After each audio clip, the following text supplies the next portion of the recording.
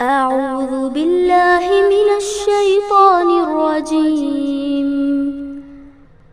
بسم الله الرحمن الرحيم.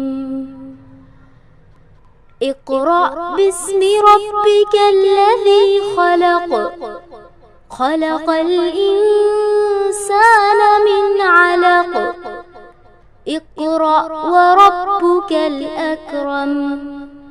الذي علم بالقلم. علم الإنسان ما لم يعلم. الحمد لله رب العالمين والصلاة والسلام على رسوله الكريم والعاقبة للمتقين. اعوذ بالله من الشيطان الرجيم. بسم الله الرحمن الرحيم.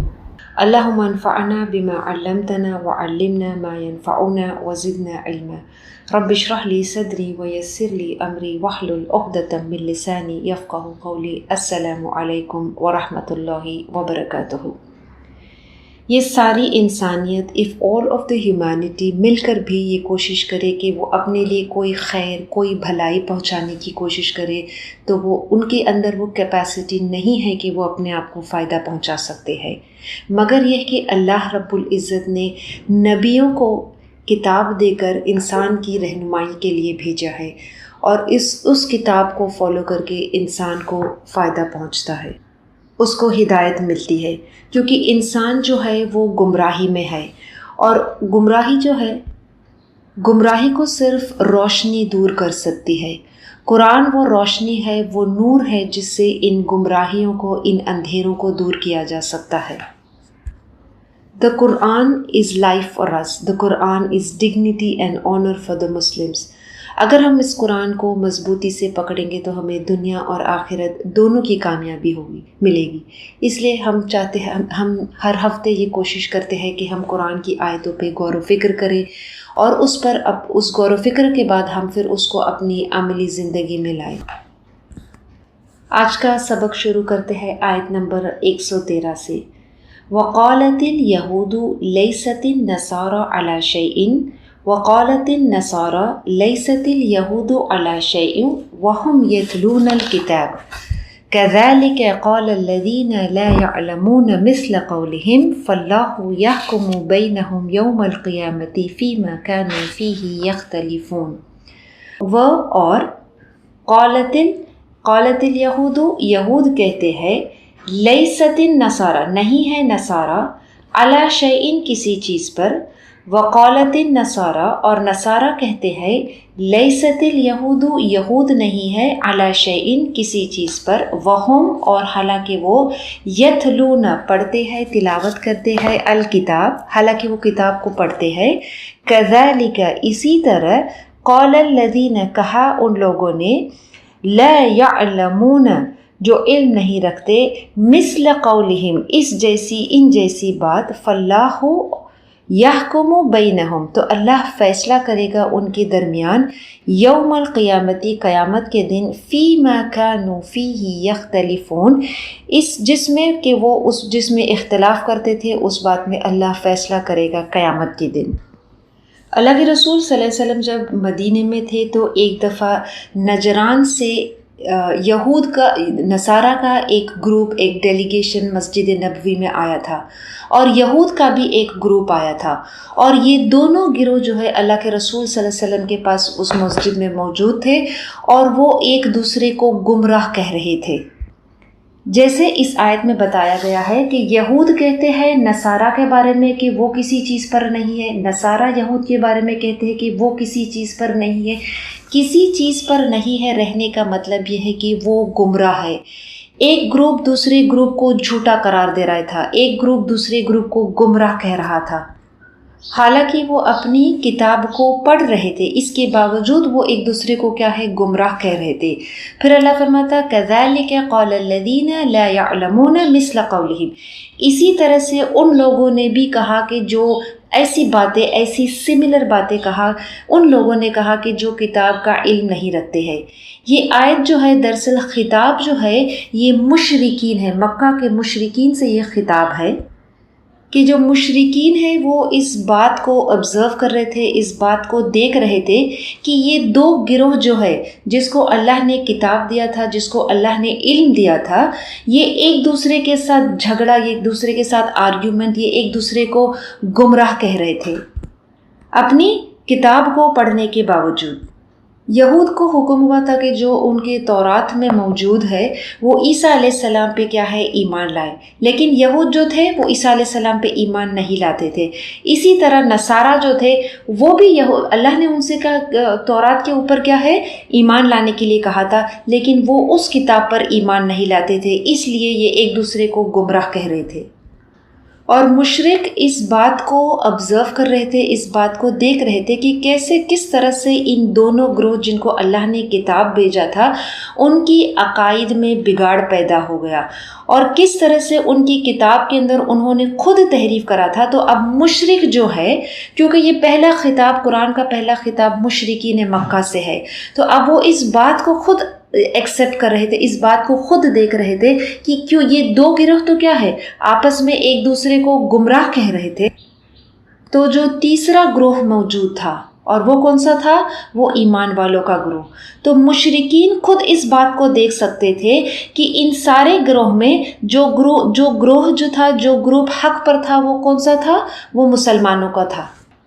اب اگر ایک گروہ دوسرے گروہ کو گمراہ کہتا ہے، یہ سوچتا ہے کہ ہم حق پر ہے، وہ گروہ جھوٹا ہے، وہ گروہ گمراہ ہے، تو پھر جب ایسا سچویشن ہوتا ہے تو پھر یہ دونوں کے بیچ میں فیصلہ کون کرے گا، جج کون بنے گا، حاکم کون بنے گا، کون اس بات کا فیصلہ کرے گا کہ کون سا گروہ حق پر ہے۔ تو پھر اللہ آگے آیت میں فرماتا ہے کہ ان کے جو بھی اختلاف ہے، ان کے جو بھی آرگیومنٹ ہے، اللہ فرماتا ہے فَاللَّهُ يَحْكُمُ بَيْنَهُمْ يَوْمَ الْقِيَامَةِ، کہ اللہ ان کے سارے جو جھگڑے ہے، جو فساد ہے، اس کا حکم، اس کا فیصلہ اللہ قیامت کے دن کرے گا۔ فِيمَا كَانُوا فِيهِ يَخْتَلِفُونَ، جن باتوں میں ان کو اختلاف ہے، ان سارے معاملات کا، ان سارے بات کا فیصلہ اللہ قیامت کے دن کرے گا۔ اللہ فرماتا ہے کہ قیامت کے دن اللہ ان ساری چیزوں کا، ان سارے اختلاف کا کیا ہے، حکم کرے گا، فیصلہ کرے گا۔ یہ وہ دن ہے، قیامت کا وہ دن ہے کہ جب کسی شخص پر، کسی گروہ پر ذرا برابر بھی ظلم نہیں کیا جائے گا۔ قیامت کا وہ دن رہے گا کہ جب ہر قسم کا جھوٹ، ہر قسم کی باطل، ہر قسم کی زیادتی، ہر قسم کی ناانصافی، ہر قسم کی باطل بات ختم ہو جائے گی۔ تو جب جھوٹ، زیادتی، ناانصافی یہ مٹ جائے گی، یہ ختم ہو جائے گی، تو جو چیز باقی رہے گا وہ کیا رہے گا، وہ صرف اور صرف حق رہے گا۔ اسی لیے قیامت کے دن کو یوم الجزا بھی کہتے ہیں، یوم السزا۔ اس دن ہر شخص کو، ہر گروہ کو اپنے کیے کی پوری سزا ملے گی یا جزا ملے گی۔ جس طرح سے سورہ آل عمران میں اللہ فرماتا ہے فَأَمَّا الَّذِينَ كَفَرُوا فَأُعَذِّبُهُمْ عَذَابًا شَدِيدًا، کہ اس دن اللہ کیا کرے گا، جن لوگوں نے کفر کیا ہے ان کو اللہ عذاب دے گا، عذابًا شدیدا، بہت سخت عذاب دے گا، فی الدنیا والآخرہ، دنیا میں بھی ان کو عذاب ہے، آخرت میں بھی عذاب ہے، وما لہم من ناصرین، اور ان کا کوئی مددگار نہیں رہے گا۔ اور جو نیکی کرے گا، وَأَمَّا الَّذِينَ آمَنُوا، جو لوگ ایمان لائے، وَعَمِلُوا الصَّالِحَاتِ، جو نیک عمل کرے گا، جو ایمان لایا اور نیک عمل کرے گا، فَيُوَفِّيهِمْ أُجُورَهُمْ، اللہ ان کو یوفیہم، ان کو پورا ان کا اجر بدلہ دے گا، واللہ لا یحب الظالمین، اور اللہ ظلم کرنے والوں کو پسند نہیں کرتا ہے۔ تو اللہ اس آیت میں فرماتا ہے کہ یوم القیامت میں اللہ ہر چیز کا فیصلہ کرے گا، اور ہر اختلاف اس دن کیا ہے، اس کا فیصلہ کرے گا، اور ہر شخص کو اس کی کیے کی پوری سزا اور جزا ملے گی۔ یہ گروہ ایک دوسرے کو گمراہ کہہ رہے تھے۔ یہود جو تھے وہ عیسیٰ علیہ السلام پہ ایمان نہیں لاتے تھے، وہ اس نبی پہ ایمان نہیں لاتے تھے۔ اللہ کے رسول صلی اللہ علیہ وسلم نے کہا کہ میں سب سے آخری نبی ہوں، اور اس آخری نبی پر جب تک ایمان نہیں لائیں گے تب تک ہمارا ایمان مکمل نہیں ہوگا۔ اللہ نے ہر نبی کو اس کے دور کے لیے بھیجا تھا، اس وقت کے لیے بھیجا تھا، ایک امت کے لیے بھیجا تھا، لیکن نبی صلی اللہ علیہ وسلم کو ساری انسانیت کے لیے، قیامت تک کے لیے وہ نبی بنا کر بھیجا تھا۔ تو اللہ کے رسول صلی اللہ علیہ وسلم نے کہا کہ جو شخص اس دنیا میں اس امت کا جو شخص ہے وہ اللہ کے رسول صلی اللہ علیہ وسلم کے بارے میں جب وہ سنتا ہے when he has heard about the messenger اور پھر اس نبی کی بات پر ایمان نہیں لاتا ہے، اس پر ایمان نہیں لاتا ہے، اس پر یقین نہیں کرتا ہے، تو پھر وہ شخص کیا ہوگا؟ جہنمی ہوگا، کیونکہ جہنم کی آگ سے نجات پانے کا واحد ذریعہ ہے کہ اللہ پہ ایمان لانا، اور اللہ پہ ایمان لانے کے بعد اس کے نبی کی اتباع کرنا، اس کے نبی کی پیروی کرنا، یہ لازم ہے، یہ ضروری ہے۔ تو یہ گروہ جو ہے یہ ایک دوسرے کو کیا ہے؟ گمراہ کہہ رہے تھے، کیونکہ یہود جو تھے وہ عیسیٰ علیہ السلام پر ایمان نہیں لاتے تھے، لیکن یہ یہود اور نصارہ ان کو تو اللہ نے کیا ہے؟ کتاب کا علم دیا تھا، ان کی کتاب میں اللہ کے رسول صلی اللہ علیہ وسلم کے آنے کی پیشن گوئی کی گئی تھی، ان سے یہ عہد لیا گیا تھا، یہ وعدہ لیا گیا تھا کہ وہ اس آخری نبی پر ایمان لائیں گے، اس کی مدد کریں گے، لیکن اس کے باوجود وہ کیا ہے؟ اللہ تعالیٰ فرماتا ہے نا کہ کذالک قال الذین مثل قولہم، کہ اللہ تعالیٰ فرماتا ہے کہ وہ اسی طرح کی جھوٹ باتیں کہتے ہیں کہ یہ نبی ہمارے لیے نہیں آیا ہے، یہ نبی صلی اللہ علیہ وسلم جو ہے وہ آخری جو نبی ہے یہ صرف عربوں کے لیے آیا ہے، یہ ہمارے لیے نہیں ہے۔ تو یہ ساری ایسی ملتی جھلتی جھوٹی باتیں وہ کہتے ہیں۔ اللہ فرماتا ہے کہ ان ساری باتوں کا جو باتوں میں اختلاف ہے اس کا فیصلہ اللہ قیامت کے دن کرے۔ اس آخری نبی پر ایمان لانا بہت ضروری ہے، اس لیے یہ ہماری ڈیوٹی ہے کہ ہم لوگوں کو اس حق کی طرف بلائیں، اس حق کی دعوت دے کہ اللہ کو کیا ہے وہ سبمٹ کرے اور اس آخری نبی کو مانے اور اس کی اطاعت کرے۔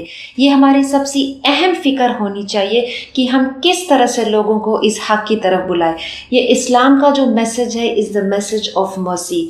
اسلام لوگوں کو اس حق کی طرف بلاتا ہے، اور اس حق کو پہچاننا، to know about this truth is one of the basic human rights۔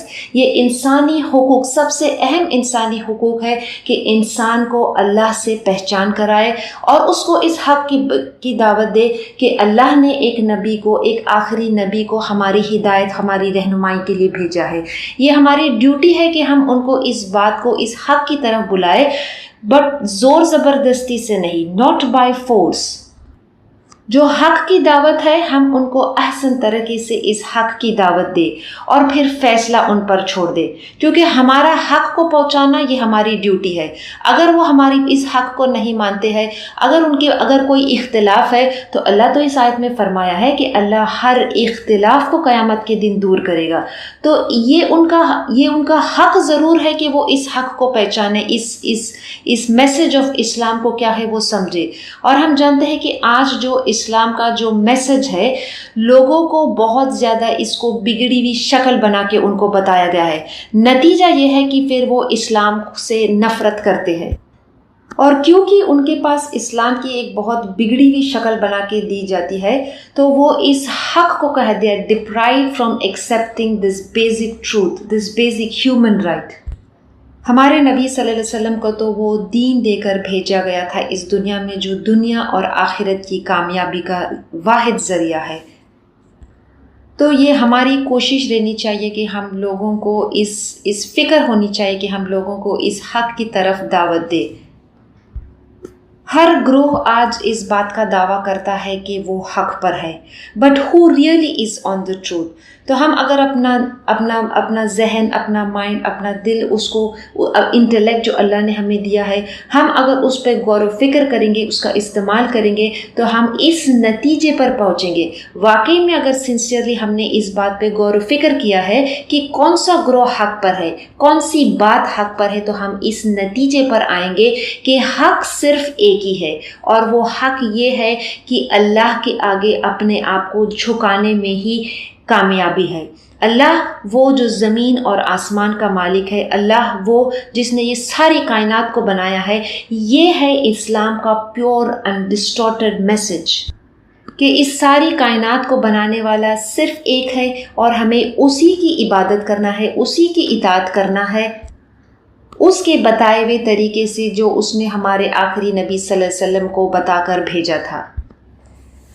آگے آیت میں فرماتا ہے وَمَنْ أَظْلَمُ مِمَّنْ مَنَعَ مَسَاجِدَ اللَّهِ أَنْ يُذْكَرَ فِيهَا اسْمُهُ وَسَعَى فِي خَرَابِهَا أُولَئِكَ مَا كَانَ لَهُمْ أَنْ يَدْخُلُوهَا إِلَّا خَائِفِينَ لَهُمْ فِي الدُّنْيَا خِزْيٌ وَلَهُمْ فِي الْآخِرَةِ عَذَابٌ عَظِيمٌ وَمَنْ أَظْلَمُ اور کون ہے بڑا ظالم ممن ان میں سے جو منع کرے یا روکے مساجد اللہ اللہ کی مساجد سے اللہ کی مسجد سے ان یذکر فیہا اسمہ کہ اس میں ذکر کیا جائے کیا اللہ کا نام اس میں لیا جائے وسعی فی خرابیہ اور اس میں کوئی خرابی ڈالنے کی کوشش کرے اولئک یہی لوگ ما کان لہم ان کے لیے نہیں ہے ان یدخلوہا کہ وہ اس میں داخل ہو الا خائفین مگر ڈرتے ہوئے لہم ان کے لیے فی الدنیا خزی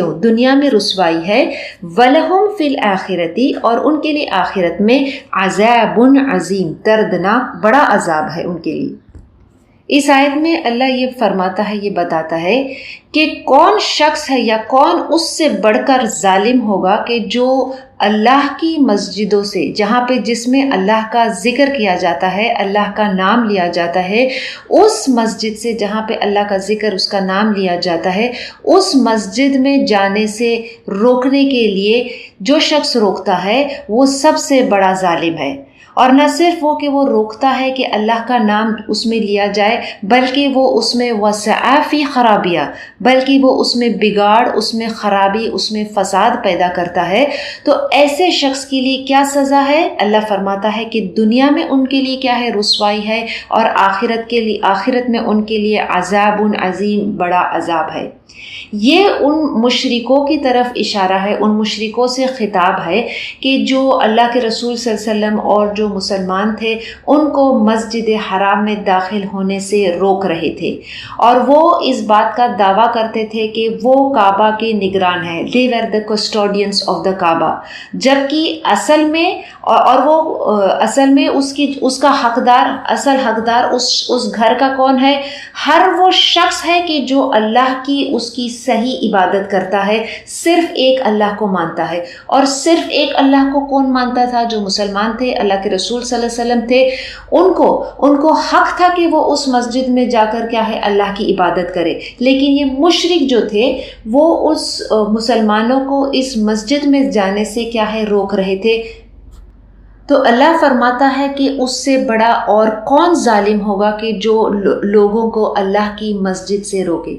اللہ کے رسول صلی اللہ علیہ وسلم جب حدیبیہ کے موقع پہ اللہ کے رسول صلی اللہ علیہ وسلم مسلمانوں کے ساتھ عمرہ کرنے کے لیے مسجد حرام کی طرف جا رہے تھے، لیکن انہیں ایک جگہ پر حدیبیہ پر انہیں روکا گیا تھا مسجد حرام میں داخل ہونے کے لیے۔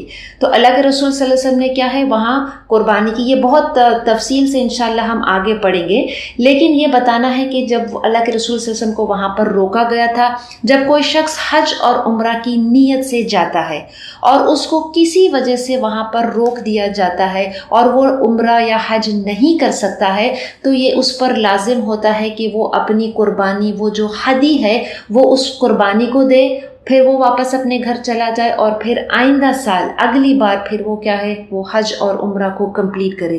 تو اللہ کے رسول صلی اللہ علیہ وسلم کو اور مسلمانوں کو کیونکہ مسجد حرام میں داخل ہونے سے روکا گیا تھا، تو اللہ کے رسول صلی اللہ علیہ وسلم نے اپنی قربانی دی اور پھر کیا ہے ایک صلح کیا تھا وہاں پہ، اور پھر اللہ کے رسول ایک معاہدہ کیا تھا، ایک ایگریمنٹ کیا تھا۔ انشاءاللہ وہ آگے ہم تفصیل سے پڑھیں گے، لیکن اللہ کے رسول صلی اللہ علیہ وسلم نے اس موقع پہ یہ کہا تھا کہ اب تک کسی بھی شخص کو اس مسجد حرام میں داخل ہونے سے کسی نے نہیں روکا تھا سوائے یہ مشرک نے مسلمانوں کو روکا تھا، یہاں تک کہ جو کسی شخص کا اگر باپ کا یا اس کے بھائی کا قاتل بھی ہوتا تو ان کو بھی اس مسجد میں جانے سے روکا نہیں جاتا تھا۔ یہ وہ جگہ ہے، یہ وہ امن کی جگہ ہے کہ جہاں پہ جو اللہ کی عبادت کرتا ہے اس کو روکا نہیں جاتا ہے۔ تو اللہ کے رسول صلی اللہ علیہ وسلم نے کہا کہ تم نے وہ کام کیا ہے کہ جو پہلے کسی نے نہیں کیا تھا، کہ اس مسجد میں اللہ کی عبادت کرنے کے لیے جو شخص داخل ہو رہے تھے، جو مسلمان داخل ہونے جا رہے تھے، ان کو کیا ہے روکا تھا۔ اور مشرکوں نے کیوں انہیں روکا تھا؟ اور مشرکوں نے اس لیے انہیں روکا تھا کہ تم تو ہمارے کیا ہے، باپ کے، ہمارے بھائیوں کے اور ہمارے عزیز و کاروں کے قاتل ہیں۔ جنگ بدر میں مشرکین کے بہت سارے سردار جو ہے مسلمانوں کے ہاتھ وہ مارے گئے تھے، تو اس کا بدلہ وہ اس طرح سے لے رہے تھے کہ وہ مسلمانوں کو مسجد حرام میں داخل ہونے سے روک رہے تھے۔ اللہ یہاں پہ کس لفظ کا استعمال کیا ہے کہ اس سے بڑھ کر ظالم کون ہوگا؟ تو ظلم کیا چیز ہے؟ واٹ از ظلم؟ ظلم کے بہت سے شکل ہوتے ہیں۔ سب سے بدترین ظلم وہ ہے کہ کوئی شخص، ظلم کا مطلب ہم اس کو کس طرح سے، اس کو لفظی معنی ہم اس کا کیا ٹرانسلیٹ کرتے ہیں؟ ظلم کرنا از ٹو ڈو انجسٹس، کوئی ناانصافی کرنا۔ تو سب سے بڑا ظلم یہ ہے کہ کسی کو اللہ کی مسجد سے روکنا، اللہ کی عبادت کرنے سے کسی کو روکنا، یہ سب سے بڑا ظلم ہے۔ اللہ نے انجسٹس اور ظلم کو کیا ہے؟ حرام کیا ہے۔ He has forbade injustice۔ اور قرآن میں جتنی بھی ممانعت والی all of the prohibited acts of Quran basically it is some form of injustice and the worst injustice کیا ہے کہ ایک شخص جو ہے کہ وہ اپنے آپ پر ظلم کرتا ہے، یہ سب سے بڑا ظلم ہے۔ تو کوئی شخص اپنے آپ پر ظلم کیسا کرتا ہے کہ وہ شخص جب اللہ نے اس کو اس کی عبادت کے لیے بنایا ہے اور بجائے اس کے کہ وہ اللہ کی عبادت کرے وہ کسی اور کو کی عبادت کرتا ہے۔ اسی لیے قرآن میں شرک کو سب سے بڑا ظلم کہا ہے، ان الشرک لظلم عظیم۔ تو جب کوئی شخص اللہ کو چھوڑ کے کسی اور کی عبادت کرتا ہے تو وہ سب سے پہلے ظلم اپنے آپ پر کرتا ہے کہ وہ اللہ کے ساتھ کسی کو شریک کرتا ہے، یہ سب سے بڑا ظلم ہے، جبکہ اللہ alone deserves to be worshipped۔ پھر دوسرا فارم ظلم کی بہت سی اور شکلیں ہیں۔ دوسری شکل ظلم کی یہ ہو سکتی ہے کہ جب ہم کسی اور کے حقوق کو چھین لیتے ہیں، when you take the rights of others۔ ہر شخص کو، لوگوں کو اس دنیا میں جینے کا، ان کو کھانا پانی ملنے کا، they have a right to live life fairly۔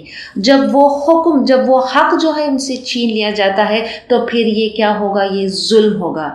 ایک اور قسم کا ظلم ہے اور وہ ہے سرکشی، حد سے آگے بڑھنا۔ جب اللہ نے کسی چیز کو حرام بتایا ہے، اللہ نے کسی چیز کو منع کیا ہے، جیسے مثال کے لیے اللہ نے ہمارے لیے شراب کو حرام بتایا ہے، تو اللہ نے ہمیں کسی چیز کو حرام کیوں بتایا ہے؟ اللہ نے ہمیں کسی چیز کو حرام صرف اس لیے نہیں بتایا تاکہ ہماری لائف کو، ہماری زندگی کو اور مشکل کر دے۔ اللہ نے شراب کو حرام اس لیے کرا ہے کیونکہ ہمارا یہ جو جسم ہے اس کو اللہ نے اس انسان کو، اس جسم کو ایک ریزن کے لیے بنایا ہے، اور وہ ہے اللہ کا ذکر کرنے، اس کی یاد کرنے، اس کی عبادت کرنے۔ تو جب بندہ نشے کی حالت میں ہوتا ہے تو کیا پھر وہ اللہ کی عبادت کر سکے گا؟ ایسی حالت میں نہ صرف اللہ کی عبادت بلکہ وہ اس شراب کو پینے کے بعد پھر تو وہ بہت سارے آگے گناہ بھی کرے گا، وہ اپنے آپ کو تکلیف دے گا، اپنے آپ کو نقصان میں ڈالے گا اور دوسروں کو اس سے نقصان پہنچے گا، دوسروں کو اس سے تکلیف ہوگا۔ اس لیے اللہ جب اس دین کے اندر کسی چیز کو منع کرتا ہے تو اس میں اس کا انسان کا بہت بڑا فائدہ ہوتا ہے، یہ اس کی حکمت سے وہ اس کو کیا ہے، اس کو منع کرتا ہے۔ تو سب سے بڑا ظلم ہے کہ کوئی شخص کیا ہے، اللہ کو چھوڑ کر کسی اور کی عبادت کرتا ہے، اور سب سے بڑا ظلم ہے کہ کوئی شخص کسی کو اللہ کی عبادت کرنے سے روکتا ہے، اس کی مسجد میں جانے سے روکتا ہے کہ اس کا نام لیا جائے، کہ اللہ کا نام لیا جائے، اللہ کو یاد کیا جائے، اللہ کا ذکر کیا جائے۔ یہ لوگوں کا حق ہے کہ وہ اسلام کو، اس میسج کو، کیونکہ یہ دین الحق ہے، اس میسج کو وہ سنیں، اس میسج کو وہ سمجھے۔ اور اسلام کا message is the message of truth. یہ میسج جو اسلام کا ہے کہ اللہ کے سوا کوئی عبادت کے لائق نہیں ہے، یہ اسلام کا ایک فنڈامنٹل اصول ہے، پرنسپل ہے، عقائد ہے۔ اور دین الاسلام از کلیئر اینڈ اوپن، یہ حق ہے، یہ وہ ایسا راستہ ہے کہ جو انسان کو دنیا اور آخرت میں کیا ہے، کامیابی دیتا ہے۔ کیونکہ یہ دین جو ہے، یہ دین انسان کا، دین الاسلام انسان کا بنایا ہوا نہیں ہے، بلکہ یہ اللہ کی طرف سے ہے۔ اس کے سارے احکام، اس کے سارے قانون، قوانین، لاز، لیجسلیشنز، ہر چیز جو ہے وہ اللہ نے بنایا۔ انسان کے بنائے ہوئے قانون، اس کے لیجسلیشن، اس کے لاز میں بہت سی خامیاں ہوگی، بہت سے مسٹیکس ہو گئے، اور ہم دیکھتے ہیں کہ کوئی بھی قانون جب بنتا ہے تو وہ سالوں سال، صدیوں تک وہ قانون انسان کا بنایا ہوا چل نہیں سکتا ہے، ہر دور میں اس کو بدلنا پڑتا ہے۔ اللہ نے جو قانون ہمیں بنایا ہے وہ کسی دور میں نہیں بدل سکتا ہے، اس کو کسی دور میں بدلنے کی ضرورت نہیں ہے، because there are no mistakes in the legislation of Allah. اور اللہ کا یہ لیجسلیشن، یہ قانون، یہ کون سی کتاب میں لکھا ہوا ہے؟ یہ اس کتاب میں لکھا ہے کہ جو اللہ نے ہمارے آخری نبی صلی اللہ علیہ وسلم کے ساتھ بھیجا۔ تو اسی لیے ہمیں ضروری ہے کہ ہم اس کتاب کو کیا ہے، مضبوطی سے پکڑیں۔ یہ آیت کا جو اصل ایڈریس ہے وہ مشرکین کی طرف ہے، کہ مشرکین کس طرح سے مسلمانوں کو مسجد حرام میں جانے سے روک رہے تھے، اس لیے ان کو ظالم کہا گیا ہے۔ اس آیت کو ہم یہ اس طرح سے بھی سمجھ سکتے ہیں کہ جو یہود اور نصارہ ہے وہ مسلمانوں کے جو ذہن ہے اس میں ڈاؤٹس کریٹ کرنے کی کوشش کرے تھے۔ یہ مدنی سورہ ہے، اللہ کے رسول صلی اللہ علیہ وسلم جب مدینہ آئے تھے، ہجرت کر کے مدینہ آئے تھے، تو یہ البقرہ، یہ سورہ نازل ہوا تھا، اور یہ سورہ صرف کچھ مہینے یا کچھ سال نہیں، بلکہ اس سورے کو نازل ہونے پورے 10 سال لگے تھے۔ تو اللہ کے رسول صلی اللہ علیہ وسلم جب مدینہ آئے تھے تو ان کو ایک خاص گروہ کی طرف سے بہت اپوزیشن اور مخالفت کا سامنا کرنا پڑا، اور وہ تھے یہود تھے۔ وہ مسلمانوں کے اندر بگاڑ پیدا کرنے کی کوشش کر رہے تھے۔ they were making attempts to raise doubts in the mind of Muslims۔ کس بات سے ڈاؤٹس ریز کر رہے تھے کہ یہ جو ہے، چونکہ یہ مدنی سورہ ہے اور یہ ہم اس پورشن پر اب پہنچ چکے ہیں کہ جہاں پہ اس جز کا اختتام ختم ہوگا، اور جب ہم اس جز کو ختم کریں گے تو پھر ان آیتوں کو ہم پڑھیں گے کہ جو تحویل قبلہ کا رخ جو ہے اس میں جو چینجز آئے تھے اس سے ریلیٹڈ ہم آیتیں انشاءاللہ کچھ آیتوں کے بعد ہی ہم آگے اس جز میں پڑھیں گے۔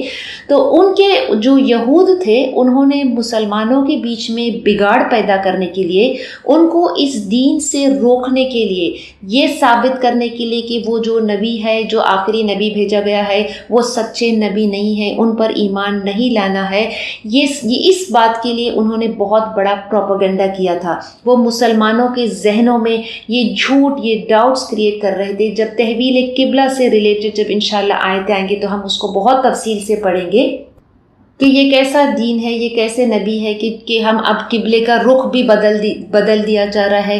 اس کے پہلے ہم نے پچھلی کلاس میں یہ بھی دیکھا تھا کس طرح سے ان کا یہ آبجیکشن تھا کہ یہ کیسے نبی ہے کہ یہ آیتوں کو منسوخ کرتے ہیں، یہ کیسی کتاب ہے، اور وہ یہ ساری باتوں سے یہ ڈاؤٹس مسلمانوں کے ذہنوں میں یہ کیا ہے، یہ شک ڈال رہے تھے، اس بات کا شک ڈال رہے تھے کہ یہ دین حق کا دین نہیں ہے، یہ کتاب حق نہیں ہے، یہ نبی حق نہیں ہے۔ تو یہ ساری چیزیں ایسا کرنا، یہ ساری خرابی پیدا کرنا، لوگوں کے ذہن میں یہ شک و شبہ ڈالنا بھی اس طرح سے ہے، it is equivalent to, it is considered similar to کسی کو ہم اللہ کی عبادت سے روک رہے تھے۔ ایک ہے کہ مشرکین سے خطاب ہے یہاں پہ کہ مشرکین ایسا عمل کر رہے تھے کہ وہ لوگوں کو، مسلمانوں کو مسجد حرام سے اللہ کی عبادت کرنے سے روک رہے تھے، تو وہ بہت برا عمل ہے، اللہ اس کو ظلم کرتا ہے۔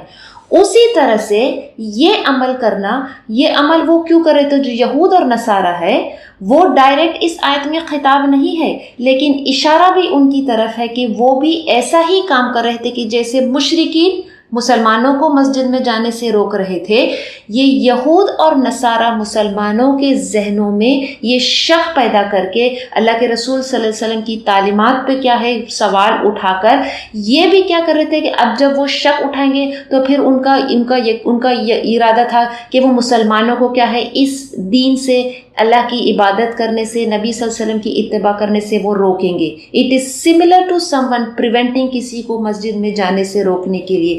تو اس لیے وہ سب سے بڑا ظلم اللہ نے کیا ہے کہا ہے کہ کسی کو مسجد حرام سے، اور یہاں پہ اللہ تعالیٰ نے اس آیت میں کیا بتایا ہے کہ کون اس سے بڑا ظالم ہوگا، ممن منع مساجد اللہ، کہ جو منع کرے گا مساجد اللہ، اللہ کی مسجد، اللہ کا گھر، اللہ کا گھر جس میں یذکر فیہ اسمہ، کہ اللہ کا گھر کہ جس میں اس کا نام ذکر کیا جائے، جس میں اللہ کا ذکر کیا جائے۔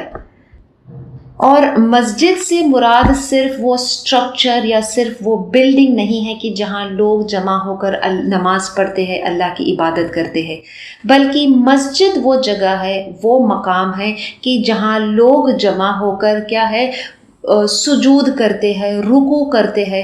اللہ کے رسول صلی اللہ علیہ وسلم نے کہا تھا کہ مجھے وہ کوالٹی یا وہ شے، وہ چیز اللہ نے عطا کی ہے کہ جو پچھلے کسی نبی کو نہیں دیا تھا۔ ان چیزوں کو اللہ کے رسول صلی اللہ علیہ وسلم کو ایسی شریعت دے کر بھیجا تھا، اتنا آسان، اتنا بہترین دین شریعت دے کر اللہ کے رسول صلی اللہ علیہ وسلم کو بھیجا گیا تھا کہ جو پچھلے کسی قوم کو نہیں دیا تھا۔ اللہ کے رسول صلی اللہ علیہ وسلم نے کہا کہ میرے لیے میری امت کے لیے اس ساری دنیا کو، اس ساری زمین کو کیا ہے، سجود کی جگہ بنایا ہے۔ اس کا مطلب کیا ہے؟ سجود کی جگہ کا مراد مطلب صرف یہ نہیں ہے کہ انسان سجود کرے، بلکہ نماز کی جگہ، کہ اللہ نے اس ساری، ہم جہاں کہیں بھی موجود ہے، چاہے مسجد میں ہم ہے یا ہم ٹریولنگ میں ہے، اپنے گھروں میں ہے، یا ہم کہیں بھی ہے، اللہ نے اللہ کے رسول صلی اللہ علیہ وسلم کو ایسا بنا کر بھیجا ہے کہ یہ ساری زمین کو آپ کے لیے کیا ہے، پاک کر دیا ہے کہ ہم اللہ کی عبادت اس پوری زمین پر کر سکتے ہیں، کہیں بھی کر سکتے ہیں۔ اگر پانی موجود نہ ہو تو پھر اللہ نے اس مٹی کو، اللہ کے رسول صلی اللہ علیہ وسلم کے لیے اس مٹی کو بھی پاک کر دیا ہے کہ ہم تیمم کر کے نماز ادا کر سکتے ہیں، لیکن نماز کسی بھی صورت میں اس کو چھوڑ نہیں سکتے ہیں۔ اور سجود سے مطلب صرف یہ نہیں ہے کہ سجود کرنا، بلکہ سجود سے مطلب بہت سی جگہوں پہ یہ ہے کہ the whole of salah is referred as سجود۔ اللہ کے رسول صلی اللہ علیہ وسلم نے ایک دفعہ، ایک صحابی نے اللہ کے رسول صلی اللہ علیہ وسلم سے پوچھا تھا کہ میں آپ کا ساتھی بننا چاہتا ہوں آخرت میں بھی۔ تو اللہ کے رسول صلی اللہ علیہ وسلم نے کہا کہ اپنے کثرت سے سجود کرنا تو تم میرے قیامت میں بھی تم میرے ساتھی بن سکتے ہو۔ کثرت سے سجود کرنے کا مطلب صرف یہ نہیں کہ سجود کرے، بلکہ نماز کی کیا ہے، نماز کی کثرت سے کہا تھا۔ اور یہ بھی ہو سکتا ہے کہ جب ہم نماز میں سجود کریں تو پھر اس سجود کی کثرت کو بڑھا دے، اس سجود کو پرولونگ کر دے، اس سجود کو کیا ہے، بڑھا دے۔ البقرہ کے شروع میں ہم نے وہ آیت پڑھی تھی نا کہ وَارْكَعُوا مَعَ الرَّاكِعِينَ، رکوع کرو رکوع کرنے والوں کے ساتھ۔ تو صرف رکوع ہم نہیں کرتے ہیں، رکوع کرنا کا مطلب کیا ہے، اٹ مینس اٹ انکلوڈز اس کا نماز کی طرف کیا ہے، اشارہ ہے۔ اور خاص کر اللہ قرآن میں صرف اس وقت جو ہم نے آیت پڑھی تھی وَارْكَعُوا مَعَ الرَّاكِعِينَ کہ رکوع کرو، کیونکہ یہ اہل کتاب جو تھے انہوں نے اپنی نماز سے رکوع جو تھا ان کو بھی نماز کا کیا ہے، حکم دیا تھا، لیکن انہوں نے اپنی نماز سے رکوع کو ہٹا دیا تھا، رکوع کو ختم کر دیا تھا۔ اس لیے خاص اللہ جب فرماتا ہے اس کی اشارہ نماز کی طرف ہوتا ہے تو وہ اس نماز کی اس ایسپیکٹ کو بیان کرتا ہے کہ رکوع کرو رکوع کرنے والوں کے ساتھ۔ بہت سارے فائدے، بہت سارے سبق، لیسنز ہم ان دو آیتوں سے سیکھ سکتے ہیں کہ اللہ نے کہا ہے کہ کون ہے سب سے بڑا ظالم جو اللہ کی مسجد سے روکے۔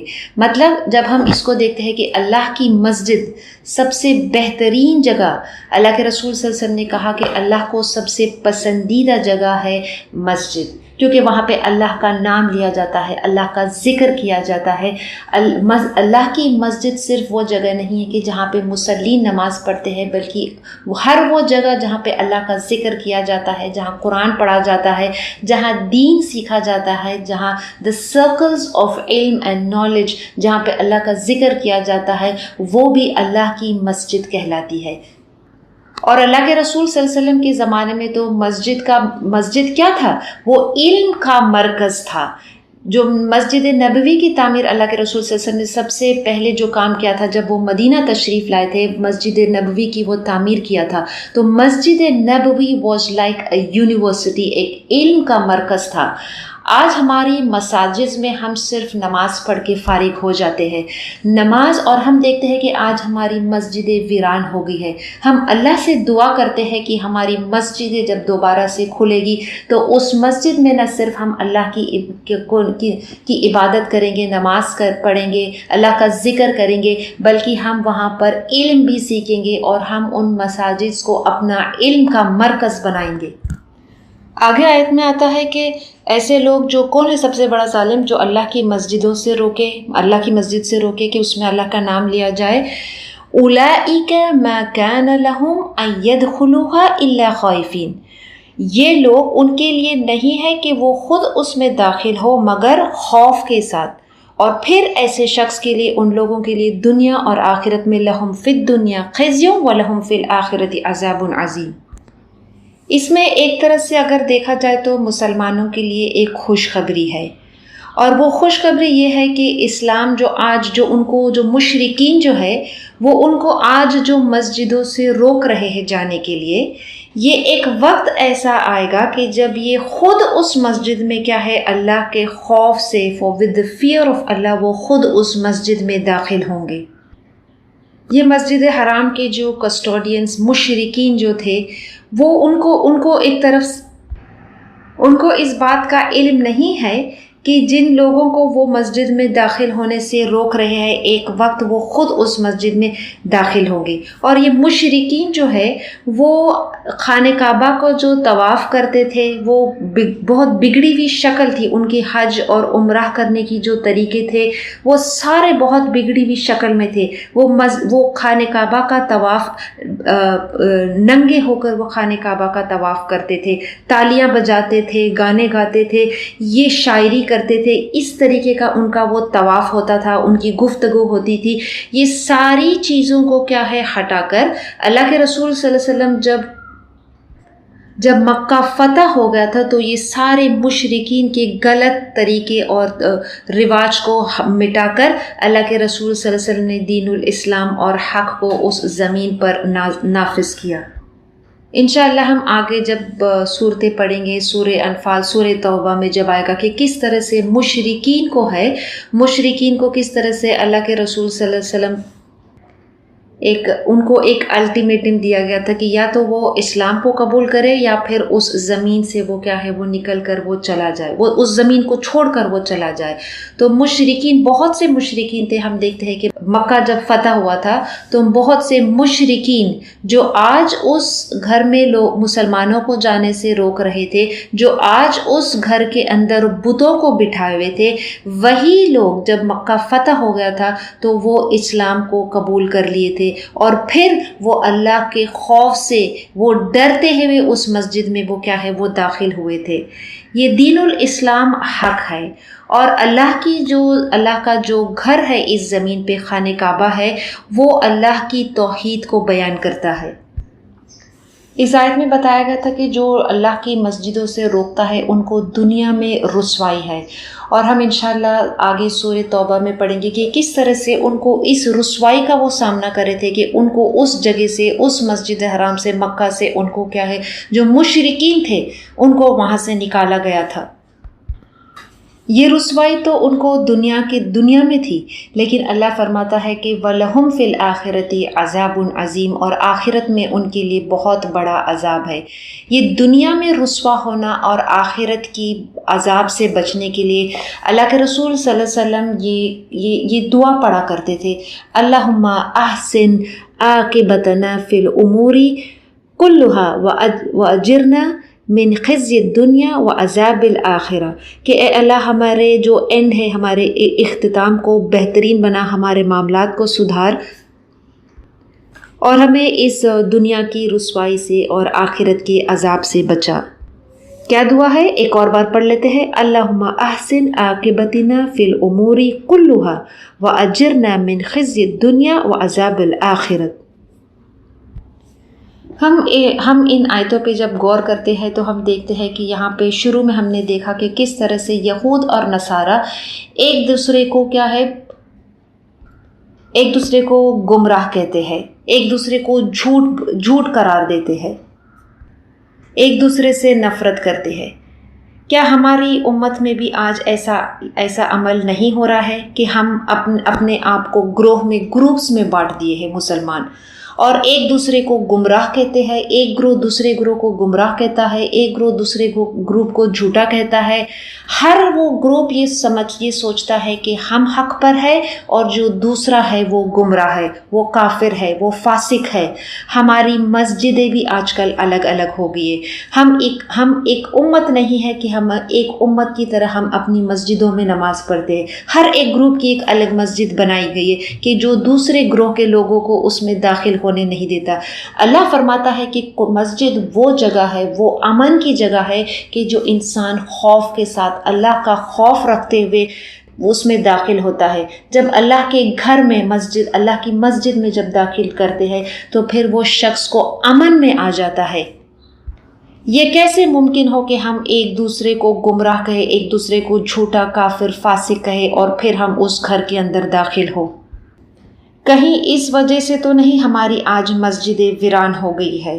ہم اللہ سے دعا کرتے ہیں کہ اللہ جب ہماری مساجد کھلیں گے تو ہم یہ سارے ہمارے اختلاف نا اتفاقیوں کو دور کریں اور ہم اللہ کی مسجد میں وہ عمل، وہ کام کریں کہ جس کے لیے اللہ نے اس مسجد کو بنانے کا حکم دیا تھا کہ اللہ کی اور صرف اس کی عبادت اور اس کی ذکر کیا جائے. اور ہم اسلام کا جو علم ہے، دین الاسلام کو ان مسجدوں سے ان مسجد کو اپنے علم کا مرکز بنائیں. ہم اللہ سے دعا کرتے ہیں کہ He keeps us united on the دین الاسلام. ہم اللہ سے دعا کرتے ہیں کہ وہ ہمیں قرآن مضبوطی سے پکڑنے کی توفیق دے تاکہ ہم گمراہ نہ ہوں گے. جس طرح سے اس آیت میں کہا گیا ہے کہ جو لوگ کسی کو اللہ کی مسجد سے جانے کے لیے روکتے ہیں وہ بہت بڑے ظالم ہیں. So the opposite of this is also true کہ جو لوگ the ones who facilitate people to enter the مساجد of اللہ، جو لوگوں کے لیے آسانیاں پیدا کرتے ہیں کہ وہ اللہ کے گھروں میں داخل ہو، اللہ کی عبادت کرے. اور اللہ کے گھر سے مراد صرف وہ نہیں ہے کہ جہاں نماز پڑھی جاتی ہے، بلکہ ہر وہ دین کا نیک کام، نیک عمل کیا جاتا ہے وہ اللہ کی مسجد ہے. اللہ کے رسول صلی اللہ علیہ وسلم نے کہا کہ جو شخص اللہ کا گھر بنوائے گا، the one who facilitates and who builds a مسجد، جو مسجد کی تعمیر کرے گا، اس شخص کے لیے اللہ جنت میں ایک گھر بنائے گا. حضرت ابو سعید خدری روایت کرتے ہیں کہ نبی صلی اللہ علیہ وسلم نے کہا کہ جب تم کسی شخص کو مسجد میں داخل ہوتے ہوئے دیکھو، بار بار داخل ہوتے ہوئے دیکھو، when you see him go again and again frequently visiting the مسجد، تو پھر اس کے ایمان کی تصدیق دو. ابو ہریرہ روایت کرتے ہیں کہ نبی صلی اللہ علیہ وسلم نے کہا کہ کیا میں تمہیں وہ عمل نہ بتاؤں کہ جس سے اللہ تمہاری خطاؤں کو دور کر دے گا اور جو تمہارے مقام بلند کرے گا؟ صحابہ نے عرض کیا کہ یا رسول اللہ ہمیں بتائیے. اللہ کے رسول صلی اللہ علیہ وسلم نے کہا کہ مشکل وقت میں کامل وضو کرنا، دوسرا مسجد کی طرف کثرت سے اپنے قدم اٹھانا، اور تیسرا یہ کہ ایک نماز کے بعد دوسرے نماز کا انتظار کرنا. ایسے شخص کے اللہ سارے اس کی خطاؤں کو بخش دیتا ہے اور اس کے درجے بلند کرتا ہے. ہم اللہ سے دعا کرتے ہیں کہ جب ہماری مساجد کھولیں گے تو اللہ ہمیں ان لوگوں میں بنائے کہ جو بار بار اس کی گھر کی طرف جائیں گے. اللہ کے رسول ابو ہریرہ کی حدیث ہے، اللہ کے رسول صلی اللہ علیہ وسلم نے کہا کہ اللہ کے نزدیک سب سے پسندیدہ جگہ، سب سے پسندیدہ مقام ہے مسجد، اور اللہ کے نزدیک سب سے بدترین جگہ ہے بازار، دا مارکیٹ پلیس. کیوں اللہ کے رسول صلی اللہ علیہ وسلم نے کہا کہ اللہ کو یہ جگہ ناپسندیدہ ہے؟ کیونکہ عموماً ایسا ہوتا ہے کہ جب ہم اپنے کام سے جاتے ہیں، when we enter the market place، جب ہم بزنس کرتے ہیں، تجارت کرتے ہیں، خرید و فروخت کرتے ہیں، یا پھر ہم بازاروں میں جاتے ہیں، مالز میں جاتے ہیں، تو عموماً ہم اللہ کا کیا ذکر کرتے ہیں؟ اللہ نے ہمیں اس دنیا میں اس کے ذکر کرنے، اس کی عبادت کرنے کے لیے پیدا کیا ہے. اور صرف ذکر صرف 5 وقت سے مراد نہیں ہے بلکہ ہر وقت. تو جب شخص بازار میں داخل ہوتا ہے اور جب وہ اپنے مصروف ہو جاتا ہے تو پھر وہ اللہ کی یاد سے غافل ہو جاتا ہے، اور اس لیے اسے بدترین جگہ کہی گئی ہے. اور اس لیے بھی کیونکہ وہ بازار وہ جگہ ہے کہ جب انسان جب مسجد میں داخل ہوتا ہے تو پھر وہ نماز پڑھتا ہے، اس کی ایک ایمان کی کیفیت الگ ہوتی ہے.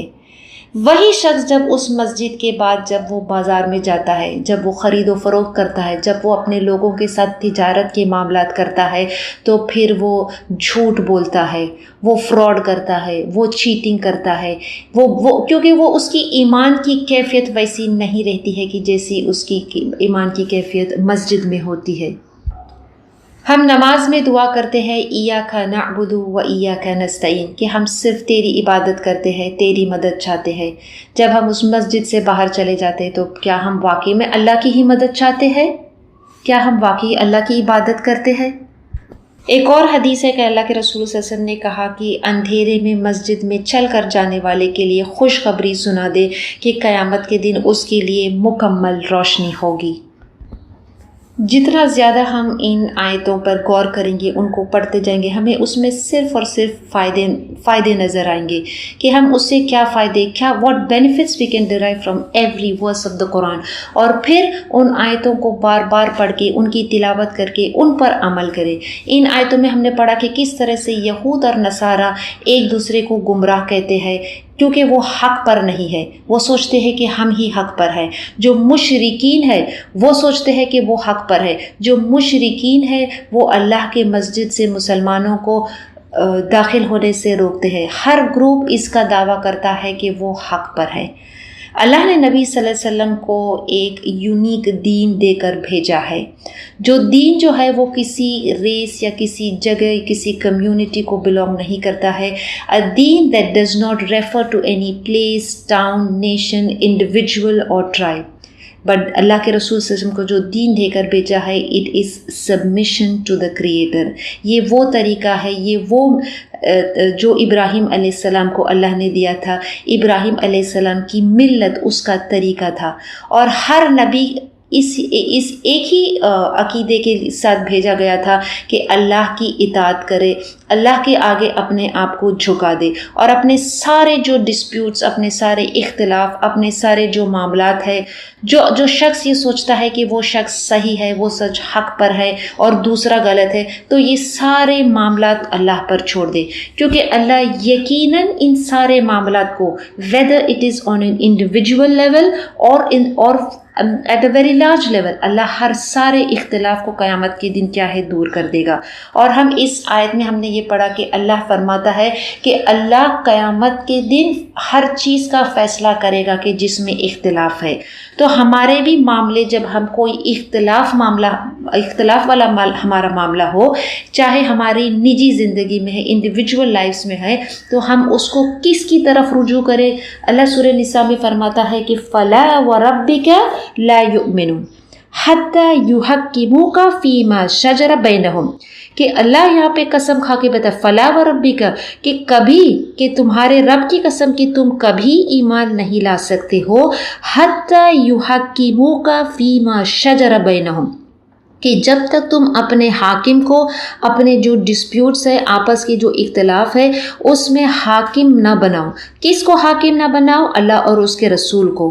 ثم لا یجدوا فی انفسہم، اور اس کو حاکم بنانے کے بعد پھر اپنے دل میں کوئی قسم کی تنگی نہ محسوس کرے، حرجن، کوئی قسم کا ڈسکمفرٹ محسوس نہ کرے، اور وہ تسلیماً، اور اس کو بالکل مکمل ایکسیپٹڈ وتھ فل سبمیشن۔ قیامت کے دن اللہ ہر چیز کا فیصلہ کرنے والا ہے، اللہ حاکم ہوگا۔ اس دنیا میں بھی اللہ کو ہی اپنا حاکم بنائے، جس طرح سے سورہ یوسف میں بھی اللہ فرماتا ہے ان الحکم الا للہ، the command is for none but Allah، ان الحکم الا للہ امر اللہ تعبدوا الا ایاہ ذالک دین القیم، کہ اللہ کے سوا کسی اور کو اپنا حکم نہ بنائے، اللہ تعبدوا الا اللہ ایاہ، کہ اللہ کے سوا کسی اور کی عبادت نہ کرے، اور اللہ فرماتا ہے ذالک دین القیم، وہ سیدھا راستہ ہے، دیٹ از دا اسٹریٹ دین، ولیکن اکثر الناس لا یعلمون، لیکن اکثر لوگ کیا ہے اس پر ایمان نہیں لاتے ہیں۔ حاکمیت صرف اللہ کی ہے، یہ سارا کچھ جو ہے، Allah is the owner of all things. قیامت کے دن ہر چیز کا مالک اللہ ہوگا، لیکن آج بھی جو ہے ہر چیز کا مالک اللہ ہی ہے۔ قیامت کے دن حکم جو ہوگا وہ صرف اللہ کا ہی ہوگا، اور وہ ہر اختلاف کا وہ اللہ اس دن کیا ہے، وہ حاکم بن کر اس کا صحیح اس کا حق کے ساتھ فیصلہ کرے گا۔ اللہ اس دن فرمائے گا الملک یومئذ للہ یحکم بینہم، کہ اللہ کے لیے ملکیت کس کی ہوگی اس دن؟ صرف اور صرف اللہ کے لیے۔ یحکم بینہم، وہ تمہارے بیچ میں حاکم بنے گا، وہ فیصلہ کرے گا۔ فالذین آمنوا، جو لوگ ایمان لائے، وعملوا الصالحات، اور جو نیک عمل کرے، فی جنات النعیم، تو وہ جنتوں والے باغ میں ہوں گے۔ والذین کفروا، اور جو لوگ انکار کرتے ہیں، وکذبوا بآیاتنا، ہماری آیتوں کا، فاولئک لہم عذاب مہین۔ ہم اللہ سے دعا کرتے ہیں کہ وہ ہمیں توفیق دے کہ ہم اس قرآن کو مضبوطی سے پکڑے، اس دین الحق کو اپنی زندگی میں اور اس زمین پر نافذ کرے۔ ہم مسلمان غیر مسلمان ہر ایک کو اس بات کی دعوت دیتے ہیں کہ وہ قرآن کو سیکھے، وہ اس کے قریب آئے، وہ اس کو سمجھے کہ اللہ نے کیا حکم دیا ہے انسانوں کے لیے، اور اس کے حکم کو اس دنیا میں نافذ کرے۔ اور اس حکم کو جب ہم نافذ کریں گے then it serves the purpose of our life، اور پھر ہمارا جو the peace and justice that human beings that crave for، اللہ ان کو وہ چیز اس دنیا میں عطا کرے گا۔ ربنا تقبل منا انک انت السمیع العلیم وتب علینا انک انت التواب الرحیم۔ السلام علیکم ورحمۃ اللہ وبرکاتہ۔ الحمدللہ تفسیر مکمل ہوئی۔ آئیے بڑھتے ہیں ورڈ انالیسس کی طرف، بڑھتے ہیں 113 کی طرف۔ وقالت الیہود، اور کہا یہود نے، لیست النصارى، نہیں ہے نصارہ، علی شیء، اوپر کسی چیز کے، وہ اور قالت النصارى، نصارہ نے کہا لیست الیہود، نہیں ہے یہود، علی شیء، کسی چیز پر، وہم، حالانکہ وہ، یتلون، پڑھتے ہیں، کیا پڑھتے ہیں؟